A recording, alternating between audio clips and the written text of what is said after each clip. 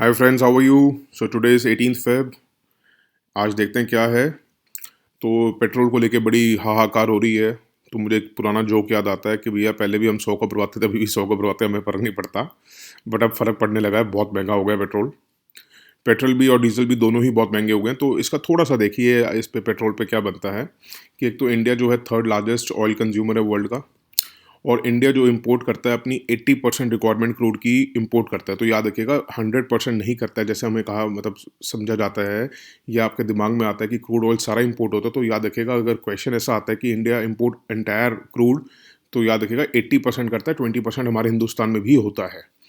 और अगर हम करें बात की जो प्राइसिंग मैकेनिज्म है, जो फार्मूला यूज़ करते हैं पेट्रोल और डीजल वगैरह का प्राइस तय करने के लिए, तो याद रखिएगा वो ट्रेड पैरिटी प्राइस है। ट्रेड पैरिटी प्राइस हम यूज़ करते हैं फार्मूला। एक तो ये याद रखिएगा। दूसरा, इस ट्रेड पैरिटी प्राइस में क्या होता है कि हम एज्यूम करते हैं कि हम 80% अपना जो पेट्रोल डीजल है वो इंपोर्ट कर रहे हैं और 20% इज़ एक्सपोर्टेड। तो याद रखिएगा कि 80% हम इंपोर्ट करते हैं क्रूड, ना कि पेट्रोल और डीजल, क्योंकि पेट्रोल डीजल में हम सेल्फ सफिशिएंट हैं। और तब भी हम फार्मूला जो यूज़ कर रहे हैं ट्रेड पैरिटी प्राइस कर रहे हैं। इसमें क्या होता है कि 80% हम पेट्रोल एंड डीजल इंपोर्ट कर रहे हैं, समझते हैं, एज्यूम करते हैं। तो उस वजह से हम पेट्रोल और डीजल के प्राइसेस जो डिटरमिन करते हैं वो डिटरमिन करते हैं जो इनके प्राइसेस चल रहे हैं इंटरनेशनल मार्केट में। तो we are not determining our price on the basis of crude oil prices, ये याद रखिएगा। तो पेट्रोल और डीजल के प्राइसेस जो डिटर्मिन होते हैं वो इंटरनेशनल मार्केट के हिसाब से होते हैं। तो ट्रेड पैरिटी प्राइस में हमने देखा कि इंटरनेशनल पैरिटी में जो इंटरनेशनल लेवल पे जो रेट चल रहे हैं उस रेट्स को कन्वर्ट किया जाता है रुपीज़ में। तो आप देख रहे होंगे जैसे रुपी वैसे ही बहुत ज़्यादा गिर चुका है, तो इसलिए पेट्रोल और डीजल का प्राइस बढ़ जाता है। उसके बाद हम उसके अंदर और अदर कॉस्ट जोड़ते हैं, मार्जिन्स जोड़ते हैं, डीलर की कमीशन जोड़ते हैं, टैक्सेस जोड़ते हैं। टैक्सेस जो हैं इस time 60% of the fuel prices को अकाउंट करते हैं। तो ये याद रखिएगा, जो भी आप देख रहे हैं पेट्रोल डीजल का प्राइस अगर 100 रुपये है, तो ये मत सोचिएगा कि हम उसके बेस प्राइस की बात कर रहे हैं। हम जो इसका मार्केट प्राइस है उसके ऊपर बात कर रहे हैं कि 60% जो है उसमें टैक्सेस इंक्लूडेड है। अगर हम बेस प्राइस की बात करें तो उसमें तो 140-150% तक चला जाता है। बट हम अगर आपके पास क्वेश्चन आता है कि फ्यूल प्राइसेस पे, तो फ्यूल प्राइसेस का 60% टैक्स है। जो आप रिटेल प्राइस देखते हैं जब भरवाने जाते हैं पेट्रोल, अगर 100 रुपये लग रहा है तो उसमें 60% है। अगर जो हमारी कॉस्टिंग देखें कि हमारे को बनाने के ऊपर जो कॉस्टिंग आती है उसके ऊपर अगर टैक्सेस की बात हो, वो तो कई 100, मोर देन 100% है। India imports most of its oil needs but is more than self sufficient in petrol and diesel production. ये याद रखिएगा कि हमारे यहाँ रिफाइनरी जितनी भी हैं वो सेल्फ सफिशिएंट है कि पूरे इंडिया का पेट भर सकें पेट्रोल और डीजल में। बल्कि इसके अलावा हमारे एक्सपोर्ट भी होता है पेट्रोल और डीजल। और इसलिए ट्रेड पैरिटी प्राइसिंग को क्रिटिसाइज किया गया है, क्योंकि ट्रेड पैरिटी प्राइसिंग में बेसिकली वो सोच रहे हैं कि हम 80% पेट्रोल और डीजल इंपोर्ट कर रहे हैं और 20% एक्सपोर्ट कर रहे हैं। हालांकि ऐसा नहीं है, हम पेट्रोल डीजल इंपोर्ट नहीं करते, हम सिर्फ क्रूड ऑयल इंपोर्ट करते हैं। और हम इसलिए सोचते होंगे कि क्रूड ऑयल इतना गिर रहा है तब भी हम क्यों कम नहीं कर रहे हैं। इस वजह से कम नहीं कर रहे हैं क्योंकि क्रूड ऑयल का मैकेनिज्म है ही नहीं प्राइसिंग का। क्रूड ऑयल को तो हमने छोड़ ही दिया है, हम तो पेट्रोल डीजल सोच रहे हैं कि हम इंपोर्ट कर रहे हैं। तो और एक देखने वाली बात है कि अब जीएसटी में देख लेते हैं कि एक तो जीएसटी के अंदर एलपीजी, नेफ्था और फर्नेस ऑयल को तो इंक्लूड किया गया है, मगर जीएसटी के बाहर रखा गया है क्रूड ऑयल को, पेट्रोल को, नेचुरल गैस को, एविएशन टर्बाइन फ्यूल को और डीजल को। पेट्रोल में साथ में डीजल भी है। तो ये इसमें क्या होता है कि एक्साइज ड्यूटी लगती है, प्लस अब अकॉर्डिंग टू स्टेट्स, हर स्टेट के साथ वेरी करता है, क्योंकि वो स्टेट्स की वैट लगता है उस पर, सेल टैक्स जो पहले लगा करता था वैट जीएसटी से पहले, तो उसको अभी भी crude oil, petrol, diesel, natural gas और एटीएफ पे आज भी सेल टैक्स लगता है, उसको जीएसटी में नहीं रखा गया है। और अगर हम बात करें कि हमने फ्री डी कंट्रोल कब कर दिया, तो थोड़ा सा याद रखिएगा, एटीएफ को डी कंट्रोल कर दिया था 2002 में, पेट्रोल को करा था 2010 में और डीजल को कर दिया था 2014 में। तो अब अपनी ऐसी तैसी में जाए दुनिया, हमें तो भैया बढ़ना ही पड़ेगा 100 रुपये। उसके बाद पेज 4 पे था जिसमें कहा गया है कि राजस्थान में एस्पिरेशनल डिस्ट्रिक्ट्स में फोर्टिफाइड राइस देखना होगा। तो पहले तो देखते हैं एस्पिरेशनल डिस्ट्रिक्ट्स कौन सी हैं। एस्पिरेशनल डिस्ट्रिक्ट्स वो डिस्ट्रिक्ट्स हैं इंडिया की जो पुअर हैं सोशो इकोनॉमिक इंडिकेटर्स में, जिसका सोशल इकोनॉमिक इंडिकेटर जो है बड़ा पुअर है, उनको एस्पिरेशनल डिस्ट्रिक्ट में रखा गया है। अब फिर पूछा जाए तो उनको एस्पिरेशनल, क्योंकि हम तो सोचते हैं ना एस्पिरेशनल जो हमें इंस्पायर करें, तो एस्पिरेशनल को इसलिए रखा गया इसके अंदर उन डिस्ट्रिक्ट्स को, ताकि अगर इनके अंदर इंप्रूवमेंट होगी तो हमारे इंडिया की ओवरऑल ह्यूमन डेवलपमेंट इंप्रूव हो जाएगी। ये सभी स्टेट से होगा। मतलब अगर किसी स्टेट में एस्पिरेशनल डिस्ट्रिक्ट नहीं भी है तो एटलीस्ट एक तो हमें वहाँ से लेनी ही लेनी है। अगर गवर्नमेंट ऑफ इंडिया लेवल की बात करें तो इसको एंकर कौन कर रहा है? नीति आयोग कर रहा है और इसके मेन ड्राइवर्स हैं स्टेट्स। इनको बेसिकली बेस किया गया 49 इंडिकेटर्स पे, और 49 इंडिकेटर्स तो आप क्या याद रखेंगे, तो 5 ब्रॉड एरियाज याद रखिएगा: health and nutrition, education, agriculture and water resources, financial inclusion and skill development और बेसिक इंफ्रास्ट्रक्चर। इसके जो ब्रॉड कॉन्टोर्स हैं उसके क्या हैं कि एक तो हमें 3 Cs हैं बेसिकली प्रोग्राम को चलाने के लिए: कन्वर्जेंस, ताकि हम सेंट्रल और स्टेट की स्कीम्स जितनी भी उनको कन्वर्ज कर सकें, आपस में मिला सकें; कोलैबोरेशन, कोलैबोरेट करेंगे आपस में सेंटर स्टेट लेवल के प्रभारी, डिस्ट्रिक्ट कलेक्टर्स, पंचायती मेंबर्स और जितने भी इस स्कीम को लेके काम कर रहे होंगे; और कंपटीशन होगा एस्पिरेशनल डिस्ट्रिक्ट्स में आपस में, ताकि कौन बेहतर कर रहा है कौन बेहतर नहीं कर रहा है, आपस में कंपटीशन होगा, तो हर आदमी अच्छा करने के लिए, जैसे हम IAS एग्जाम में कंपटीशन होता है तो ज़्यादा से ज़्यादा हम अपने आप को इम्प्रूव करते हैं। और aspirational district programme one of the largest है आउटकम फोकस्ड गवर्नेंस के लिए, तभी हमने देखा कि आउटकम फोकस्ड है, तभी ये कंपटीशन हो रहा है इनमें। और फोर्टिफिकेशन की बात की जाए तो फोर्टिफिकेशन एक बेसिकली क्या होता है, डेलिबरेटली आप किसी भी चीज़ को तोड़ो मरोड़ के उसके अंदर न्यूट्रिएंट्स, माइक्रो न्यूट्रिएंट्स जो एसेंशियल हैं वो डालते हैं। तो फोर्टिफिकेशन ऑफ राइस अगर हम बात करें तो बेसिकली हमें फोर्टिफाइड राइस का नहीं पता होना चाहिए। हम ये ज़रूरी नहीं है कि राइस के लिए किया जाए, राइस के लिए तो इसलिए किया जा रहा है क्योंकि राइस एक स्टेपल डाइट है हम इंडियंस की, जैसे अनाज है वैसे ही हम चावल ज़रूर खाते हैं, तो इसलिए उसको ज़्यादा करा जा रहा है। उसमें क्या होता है कि आप चावल को चाहे तोड़ दें, ज़रूरी नहीं है कि तोड़ेंगे ही तोड़ेंगे। अगर आप इसकी फोर्टिफाइड राइस की डेफिनेशन देखेंगे तो फोर्टिफाइड राइस की डेफिनेशन तो बेसिकली अगर आप नॉर्मल गूगल पेज पे देखेंगे तो यही आएगा कि जिसमें चावल को तोड़ा जाएगा और उसके अंदर फिर न्यूट्रिएंट्स मिलाए जाएंगे, फिर उसको चावल की फॉर्म दी जाएगी। बट ये मैंने WHO के साइट से निकाला है। तो फोर्टिफिकेशन जो है उसमें बेसिकली किसी भी चीज़ को ज़रूरी नहीं है कि तोड़ना ही होगा, उसमें बेसिकली हमें माइक्रो न्यूट्रिएंट्स मिलाने होंगे, चाहे स्प्रे करें चाहे कुछ भी करें। उसमें एसेंशियल जैसे विटामिन और मिनरल्स डाल दिए जाते हैं ताकि न्यूट्रिशनल क्वालिटी फूड सप्लाई की बढ़ जाए। तो अगर आपके पास क्वेश्चन आए तो fortification is a good source कि हम ताकि अपनी जो पब्लिक का हेल्थ बेनिफिट कर सकें और उसमें रिस्क ऑफ हेल्थ को कम मिनिमाइज कर सकें।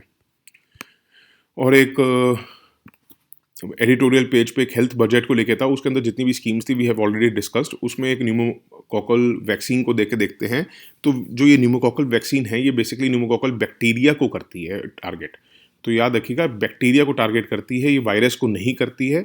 और ये बैक्टीरिया बेसिकली क्या कॉज करता है, निमोनिया करता है और दूसरी बीमारियां मेनिंगाइटिस और सेप्सिस भी करता है।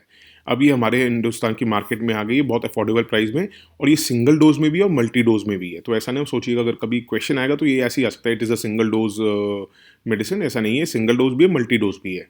और न्यूमोकॉकल डिजीज़ के बारे में अगर हम बात करें तो ये ऐसा इन्फेक्शन है which is caused by bacteria. Bacteria का नाम याद करने की जरूरत नहीं है क्योंकि अगर आप याद करेंगे भी तो भूल जाएंगे। तो याद रखिएगा it is caused by bacteria, pneumococcal diseases, it is not caused by virus. क्योंकि जब भी डेफिनेशन आएगी हमेशा आएगा कि न्यूमोकॉकल डिजीजेस क्या हुआ है क्या नहीं है। और जो ये बैक्टीरिया है ये blood stream infection, blood infection करता है, निमोनिया करता है, मेनिंगाइटिस करता है, ईयर इन्फेक्शन करता है यंग चिल्ड्रंस में। और निमोनिया क्या है, निमोनिया बेसिकली एक इन्फेक्शन है लंग्स का। जो निमोनिया है लंग्स का इन्फेक्शन, आपने देखा होगा कोरोना वायरस के टाइम पे भी वो ज़्यादातर लंग्स को हिट कर रहा था और निमोनिया हो रहा था।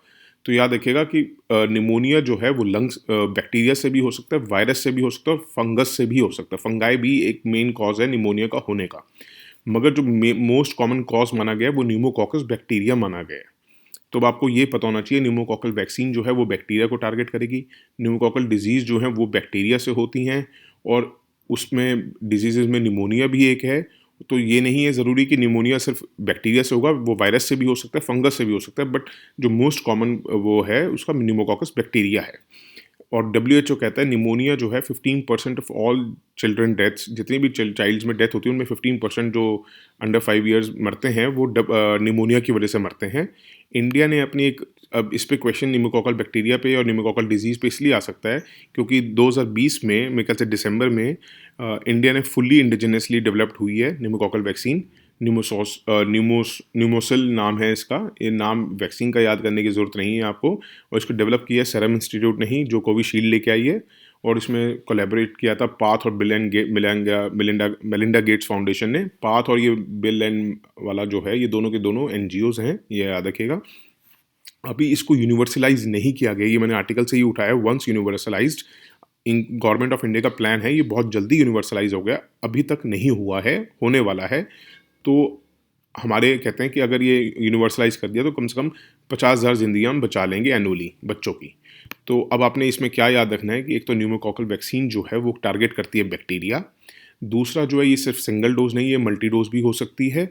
और न्यूमोकॉकल डिजीज़ वो डिजीज़ है जो न्यूमोकॉकल बैक्टीरिया कॉज करता है, और बैक्टीरिया इसके अंदर निमोनिया भी करता है, मेनिंजाइटिस भी करता है, ब्लड इन्फेक्शन भी करता है, ईयर इन्फेक्शन भी करता है। बट निमोनिया की वजह सिर्फ होना निमोकॉकल बैक्टीरिया नहीं है, वो वायरस से भी हो सकता है, फंगस से भी हो सकता है। और बट निमोकॉकल को हमने इसलिए लाया है क्योंकि ज़्यादातर ये निमोकॉकल बैक्टीरिया की वजह से होता है निमोनिया। ठीक है, उसके बाद पेज 13 पे था, इंटरनेशनल पेज पे यूएस और डब्ल्यूएचओ का लेके कि हम उन्होंने कंट्रीब्यूशन कर रहा है 200 मिलियन डॉलर की। वो हमारे पॉइंट्स नहीं देखने की कितनी कर रहा है कितने नहीं कर रहा है, जो हम यूएस डब्ल्यूएचओ को पहले लेक्चर में देख चुके हैं उतना ही सफिशिएंट है कि लार्जेस्ट कंट्रीब्यूटर है, उसके बाद बिल मेलिंडा गेट्स है, फिर हमने जो भी डिस्कस किया था उससे ज़्यादा करने की ज़रूरत नहीं है इसमें।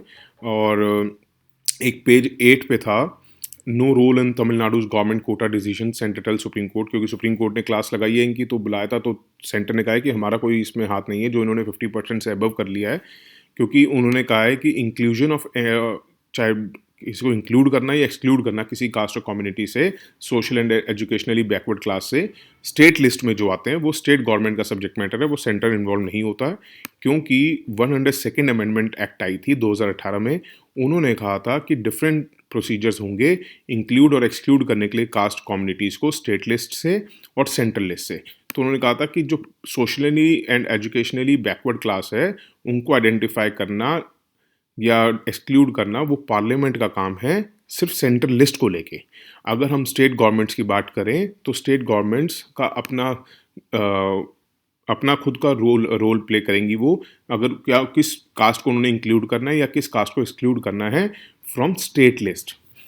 ठीक है, कि वो स्टेट सर्विसेज में या स्टेट गवर्नमेंट एजुकेशन इंस्टीट्यूशंस में कौन सी सोशनली एंड एजुकेशनली बैकवर्ड क्लास को इंक्लूड करना चाहती हैं, कौन सी को एक्सक्लूड करना चाहती हैं। तो याद रखिएगा, आप स्टेट लिस्ट की बात करें तो स्टेट की चलेगी, अगर सेंट्रल लिस्ट की बात करें तो सेंटर की चलेगी। तो इसी वजह से सेंट्रल लिस्ट में SCBC कौन सी हैं वो अलग हो सकती हैं जो स्टेट में हैं। तो इस जो 102nd अमेंडमेंट एक्ट आया था उस वजह से 342A of the constitution article insert हुआ था। तो आर्टिकल 342A बहुत ज़रूरी है। तो ये 102nd अमेंडमेंट एक्ट आती है तो उसमें कौन सा आर्टिकल इंसर्ट हुआ था, 342A। उसमें ये कहा गया था कि जो सेंट्रल लिस्ट में इंक्लूड एक्सक्लूड करना वो सेंट्रल लिस्ट के हाथ में है, और जो स्टेट की बात करें तो इसको नोटिफाई कौन करेगा, प्रेसिडेंट करेगा after consultation with the governor. ठीक है, अगर आपके पास आर्टिकल 342A आता है पेपर में और उसकी 4 ऑप्शंस आती हैं, तो उसमें एक तो आएगा कि किस अमेंडमेंट एक्ट में हुआ था, ये तो 102nd अमेंडमेंट एक्ट में हुआ था।